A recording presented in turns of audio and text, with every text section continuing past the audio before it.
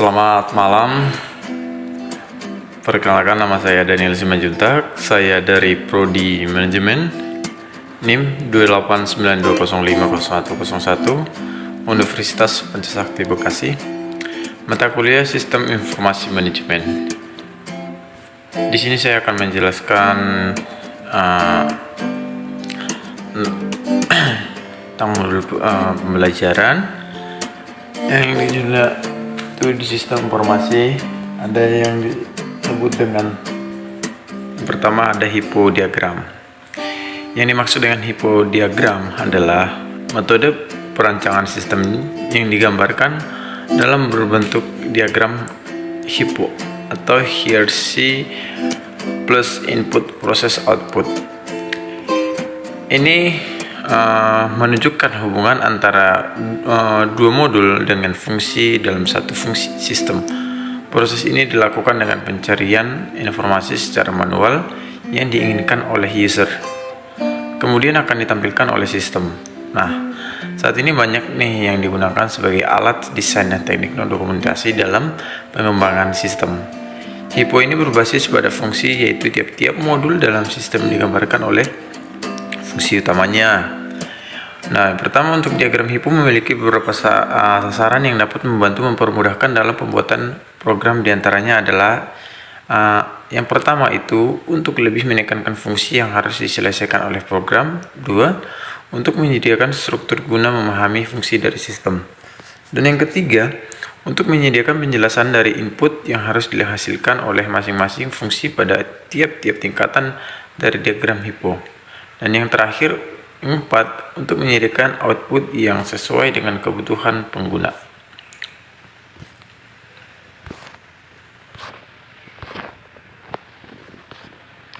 Nah, di sini ada jenis diagram ada pada paket hipo nih. Di sini ada tiga jenis diagram yang ada pada paket hipo, antara lain yang pertama adalah VTOC atau Visual Table of Contents. Yang kedua adalah diagram ringkasan, dan yang ketiga adalah diagram rincian. Nah, ketiga jenis ini maksud dengan jenis diagram yang ada pada paket hipo. Nah, sementara yang dimaksud dengan VTOC tadi artinya atau Visual Table of Contents, yaitu diagram yang menampilkan hubungan fungsi keseluruhan pada aplikasi yang akan dibuat untuk menggambarkan secara terstruktur. Pada diagram ini, nama dan nomor yang dari program hipo diidentifikasikan. Struktur paket diagram dan hubungan fungsi juga diidentifikasi dalam bentuk hierarki. Keterangan masing-masing fungsi diberikan pada bagian penjelasan yang diikutsertakan dalam diagram ini. Nih, seperti contoh sebagai berikut. Di sini di atas 00, lalu turun ke 10, 20, 30, 11, 21, 12 dan 22. Nah, sementara untuk dalam ringkasan adalah diagram yang menunjukkan secara grafik garis besar hubungan dari input, proses, dan output. Yang pertama ada bagian input untuk menunjukkan item-item masukan yang akan digunakan oleh bagian proses. Sementara untuk bagian proses berisikan urutan langkah-langkah yang menjelaskan fungsi yang sedang dijalankan. Dan yang terakhir, bagian output itu adalah berisi dengan item-item data yang dihasilkan atau dimodifikasi oleh langkah-langkah proses.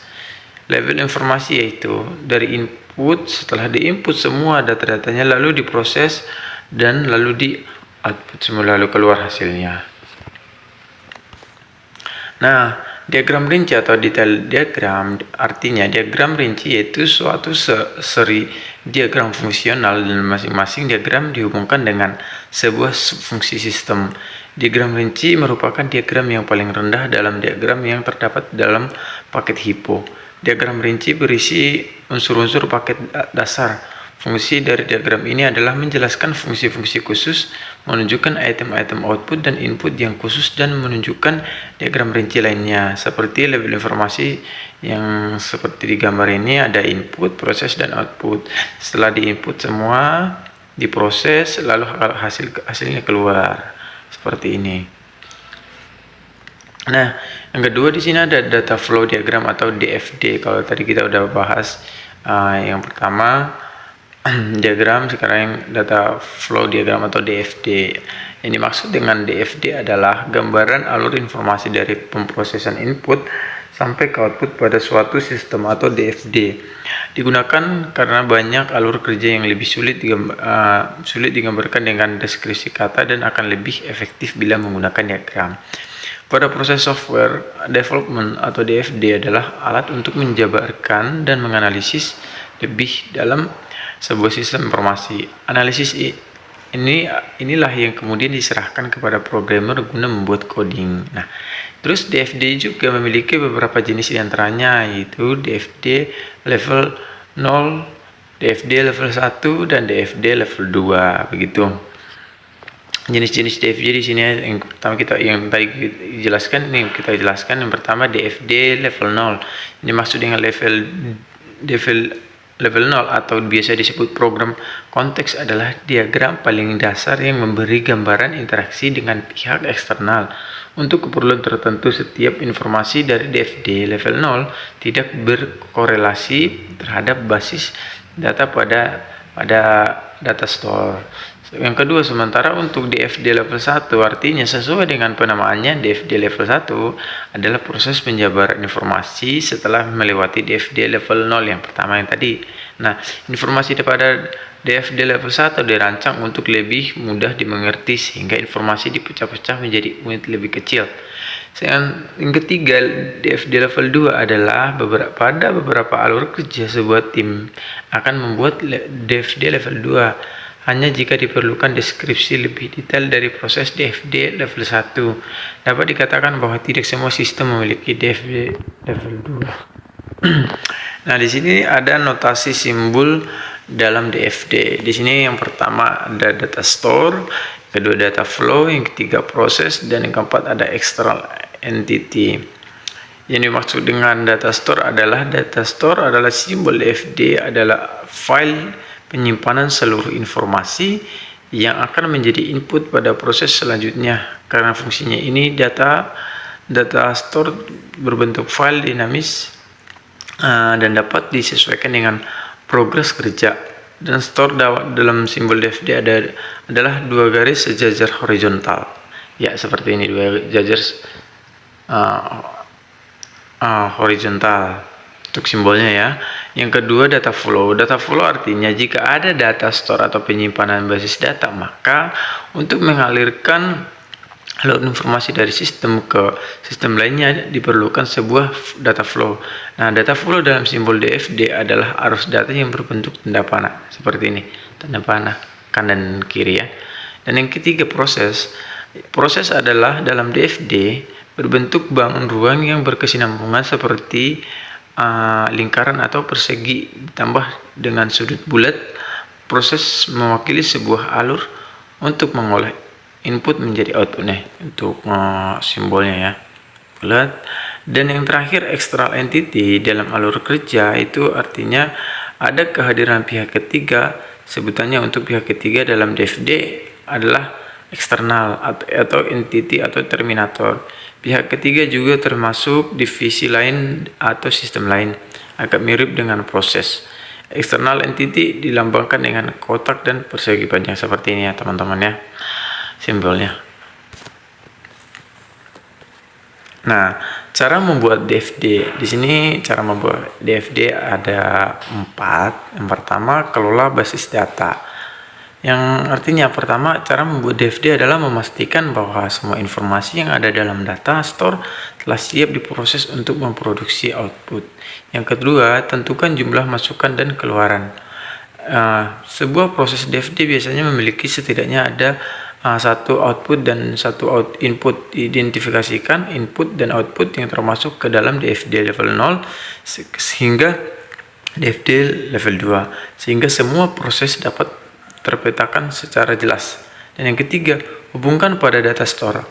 Nah, data store harus dihubungkan dengan masukan dan keluaran masing-masing satu unit agar informasi terekam pada basis data. Yang keempat, yang terakhir, output sesuai proses. Artinya alur kerja pada flow charts selanjutnya harus melalui beberapa rangkaian proses dan menghasilkan output sesuai dengan peruntukannya. Nah, sebagai contohnya di sini ada contoh level 0, contoh DFD level 0. Di sini ada konsumen, pemesanan. Nah, setelah di sini ada di aplikasi belanjanya. Nah, pertama harus diregistrasi dulu, berarti datanya nanti diinput, setelah diinput dikonfirmasi ke penjual, setelah dikonfirmasi ke penjual lagi ada nanti proses pembayaran. Di proses pembayaran terus lagi ada konsumen, setelah itu dipesan dan dibayar, dan penjual, dan datanya diinput dan diregistrasi di sini. Itu contohnya teman-teman ya. Nah, yang ketiga, struktur chart.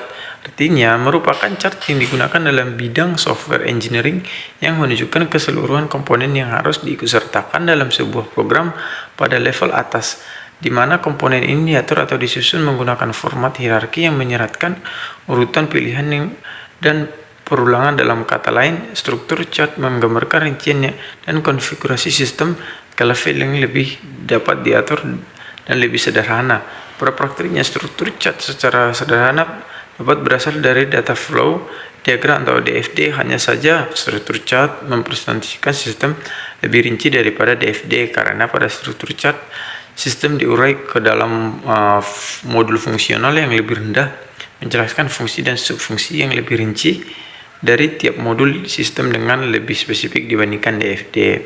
Namun kegunaan diagram secara umum adalah untuk memperlihatkan atau menjelaskan suatu daya yang ditampilkan atau disajikan. Dengan adanya diagram, pengguna dan pihak yang terlibat dalam dapat memahami maksud dari suatu data, sarana, prosedur, dan aktivitas-aktivitas yang biasa dilakukan dalam sebuah sistem. Sama halnya dengan diagram pada umumnya. Kegunaan struktur chart adalah untuk membantu sistem analis dan programmer untuk mengkomunikasikan program dan sistem yang akan dibuat, sehingga sistem lebih mudah dipahami dan dipelihara karena komponen dasar sistem tergambar jelas pada tiap modul beserta dengan keterkaitan antar modulnya. Nah, di sini ada proses membuat struktur chart. Yang pertama, tahap 1 mengidentifikasi modul dan level, yang kedua mengidentifikasi hubungan spesial, yang ketiga menambahkan couples, dan yang keempat tahap meninjau dan merevisi struktur chart. Pada tahap ini analisis dapat mengidentifikasi modul dan level dengan melakukan konservasi proses yang ada pada DFD ke dalam modul-modul struktur chart. Dan pada tahap ini juga dilakukan adanya menambahkan notasi loop atau ilustrasi dan conditional line atau garis kondisi, sehingga yang dilakukan untuk mempersetikan modul mana yang bersifat perulangan ataupun modul yang bersifat opsional. Pada tahap ini juga analis mengidentifikasi informasi terdapat di antara modul-modul data atau parameter kontrol. Informasi berupa atribut dan dinotasikan oleh panah dengan lingkaran kosong, sedangkan informasi yang berupa parameter kontrol dinotasikan oleh panah dengan lingkaran penuh. Arah dan panah menunjukkan informasi yang mengalir dari suatu modul ke modul lainnya. Dan analis akan meninjau ulang dan melakukan revisi terhadap struktur chart versi pertama yang telah dibuat berdasarkan DFD atau setelah itu use case dan definisi kebutuhan pengguna perlu dilakukan konfirmasi yang sesuai dengan informasi yang ada dalam proses bisnis ataupun perubahan yang diinginkan si user gitu. Yang keempat adalah SADT atau Structure Analysis and Design Technique, adalah merupakan metode pengembangan sistem struktur yang dikembangkan oleh D.T. Ross selama tahun 1969 sampai 1973, dikembangkan lebih lanjut oleh Softtek Corporation pada tahun mulai 1974. SADT juga menganut konsep dan dekomposisi, yaitu menggambarkan lebih dahulu sistem secara utuh atau whole system dan ditingkatkan secara tingkat tinggi atau top level dan memecahnya lebih terinci. SADT memandang suatu sistem terdiri dari dua hal sebagai berikut. Yang pertama, benda atau objek, dokumen, dan atau data. Yang kedua, kejadian atau kegiatan yang dilakukan oleh orang, mesin, atau perangkat lunak. Dan terdapat dua tipe diagram yang digunakan dalam SADT. Yang pertama, diagram kegiatan atau activity diagram atau disebut actigram, dan yang kedua diagram data atau data diagram atau disebut dengan datagrams. Nah, untuk diagram kegiatan activity diagram menunjukkan kegiatan yang dilakukan di sistem. Simbol kotak menunjukkan kegiatan kegiatan. Simbol panah menunjukkan data yang digunakan dan dihasilkan oleh kegiatan bersangkutan, kontrol data dan atau dukungan mekanisme. Untuk kontrol data disebut juga dengan kendala atau constraints, merupakan kendala-kendala dari kegiatan, misal peraturan tarif pajak, peraturan tarif tunjangan. Nah, untuk mekanisme pendukung menunjukkan suatu departemen atau individu yang berhubungan atau bertanggung jawab terhadap kegiatan bersangkutan. Di sini itu untuk contoh-contohnya berurusan sudah mulai dari kontrol-kontrolnya, kontrol datanya, simbolnya udah saya jelaskan, prosesnya bagaimana tadi. Untuk diagram data atau data diagram menggunakan simbol kotak untuk menunjukkan data dan simbol panah untuk menunjukkan kegiatan yang berhubungan dengan data tersebut. Nah, sementara untuk kegiatan penghasil data, sini sudah untuk kegiatan kontrol atau control activity adalah kegiatan yang membatasi kegiatan penghasil data dan kegiatan yang menggunakan data, misalnya kegiatan mencocokkan gaji dengan tarifnya. Untuk mekanisme simpanannya atau storage mekanis adalah file simpanan luar yang digunakan untuk mendapatkan data bersangkutan. Untuk kelebihan dan kekurangan SADT di sini akan kita bahas juga. Yang pertama untuk kelebihannya ya. Pertama, mudah dipelajari yang pastinya. Yang kedua, merupakan alat yang baik untuk digunakan sebagai komunikasi antara analis sistem dengan pemakai sistem selama proses pengembangan sistem. Yang ketiga, hasil dari desain sistem akan didapatkan dokumentasi yang baik. Dan yang keempat, dengan spesifikasi desain yang sama, kebanyakan perancang sistem akan menghasilkan solusi yang hampir sama juga. Untuk kekurangannya kita bahas ada 4 juga. Kalau yang tadi ada 4 kelebihan, sekarang kekurangannya ada 4, yaitu membutuhkan waktu dan personil yang lebih banyak untuk membuatnya. Yang kedua, metodologi ini hanya baik untuk tahap analisis dan desain secara umum. Dan yang ketiga, proses di dalam modul tidak digambarkan. Yang keempat, aplikasi dari metodologi ini membutuhkan tingkat keahlian tertentu dan pengalaman dari analisis sistem. Yang kelima, Warnir atau ORR atau WO diagram adalah dikenal juga sebagai konstruksi logis dari sistem program, adalah prosedur. Mereka awalnya dikembangkan di Prancis oleh Jean Dominique Warnir di Amerika Serikat oleh Kenneth Orr. Metode ini membantu desain struktur program dengan mengidentifikasi hasil output dan pengolahan, dan kemudian bekerja mundur untuk menentukan langkah dan kombinasi yang dimasukkan dan yang diperlukan untuk memproduksinya. Untuk metode grafis sederhana yang digunakan dalam Warnir atau ORR diagram membuat tingkatan dalam sistem jelas dan penggerakan data yang diantara mereka hidup. Warnir atau ORR diagram menawarkan beberapa keuntungan yang berbeda. Untuk sistem ahli mereka sederhana, namun penampilan dan mudah dimengerti juga. Namun mereka adalah alat desain yang kuat. Namun mereka memiliki keuntungan dari pengelompokan penampilan, menampilkan proses dan data. Metode ini berguna baik untuk data dan definisi proses. Hal ini dapat digunakan untuk setiap independen atau keduanya dapat dikombinasikan pada diagram yang sama. Untuk struktur data WO yaitu ada pertama struktur data urut, record mahasiswa misalnya NPM, NIM, nama, alamat, telepon, dalamnya ada jalan atau kota. Itu kedua, struktur data repetisi itu file mahasiswa. Tadi record mahasiswa, NIM, alamat, nama, telepon. Untuk struktural data seleksi penjualan, di sini ada meliputi pembeli sama dengan atau dealer, pembeli atau sama dengan pengecer. Namun untuk di dealer pertama nama perusahaan, perantara, jumlah barang, nama barang, dan harga. Dan untuk di pengecer ada di sini kalau selanjutnya ada 4 langganan, nama barang, jumlah barang, dan harga. Untuk 6 Jackson diagram, System Development adalah metode untuk memspesifikasikan dan mendesain sistem di mana faktor penerapan atau aplikasi memiliki ciri khas yang nyata, yang kuat dan terdiri atas objek-objek. Pertama ada JSD adalah metode ini dari mengembangkan sistem yang meliputi siklus jadi software baik secara langsung atau dengan menyediakan sebuah kerangka dalam teknik dispesifikasikan. Yang ada 2, yang pertama pengembangan yang harus diawali dengan menjelaskan atau mendeskripsikan. Yang kedua, model yang cukup memadai dari sebuah dunia berdasarkan susunan atau urutan kejadian, maka harus dengan sendirinya menjadi urutan kejadian tersebut. Dan ketiga, langkah itu mengimplementasikan sebuah sistem berdasarkan pada perubahan region atau spesifikasi ke dalam seperangkat proses dan efisien. Untuk langkah-langkah dalam pengembangan JSD ada 3 yang tadi di sini, modeling stage, yang kedua network stage, yang ketiga implementation stage.